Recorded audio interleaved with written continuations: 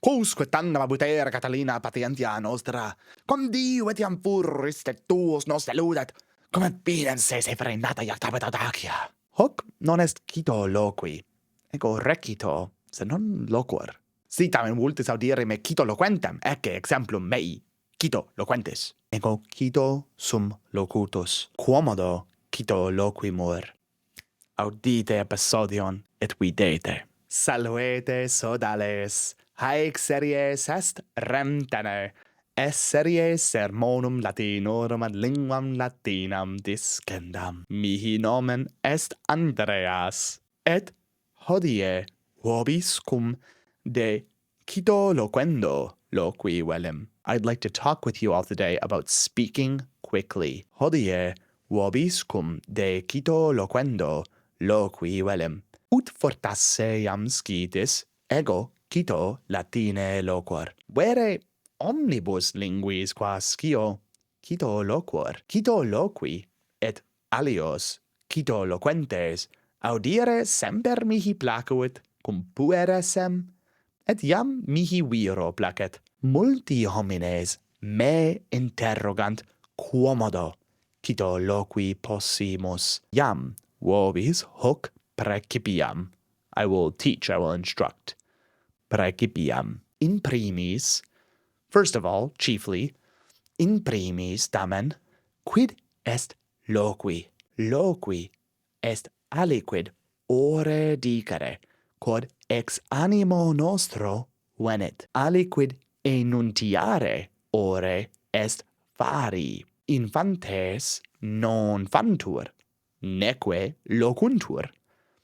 Aliud etiam est recitare, et aliud est loquī. Recitare est verba scripta ore et voce enuntiare. Si recitamus non prosus entirely, completely, exactly, prosus ea quae ex animo nostro veniunt, dicimus. Cur haec omnia vobis dico? Ita haec dico, quia utile est discrimen, the difference. Discrimen scire si citō loquī volumus. Citō loquī e duabus rebus constat, consists, constat, animo et ore. Animus enim verba facit, et os ea enuntiat. Nisi, unless, if not, nisi per multa audimus et legimus loquī non possumus. Fortasse recitare possumus, sed loquī non possumus. Ergo multum audire et legere nos oportet. Nisi hoc faciamus, nec citō, nec lente loquī poterimus. Will we be able? We will be able. Poterimus. Postquam multum legisti et audivisti, loquendum est. It's time to speak. It must be spoken. Loquendum est. Cum quo? Cum hominibus certe, sed etiam tecum.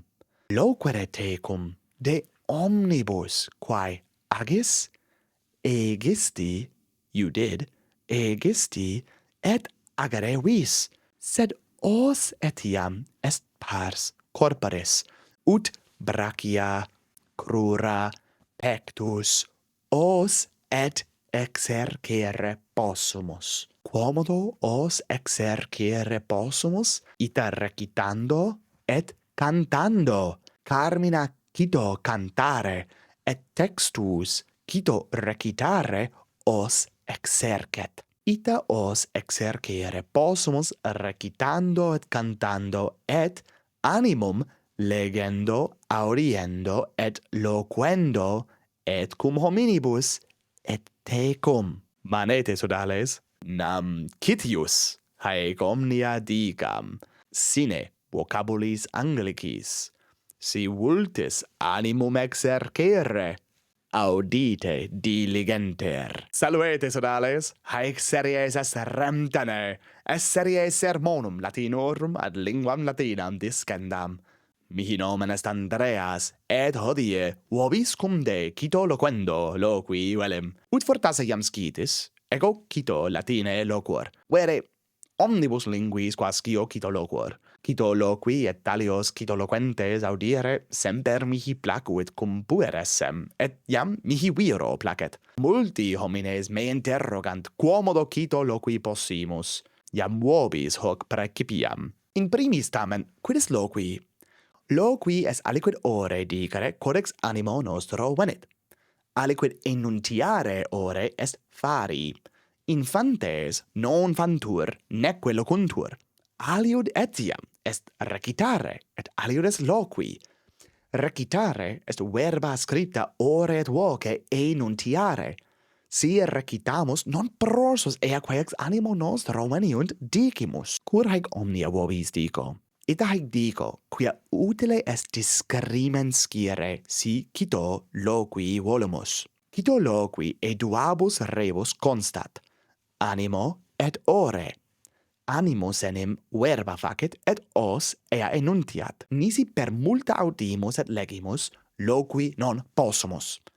Fortasse recitare possumus, sed loquī non possumus. Ergo multum audire et legere nos oportet. Nisi hoc faciamus, nec citō nec lente loquī poterimus. Postquam multum legisti et audivisti, loquendum est. Cum quo? Cum hominibus certe, sed etiam tecum.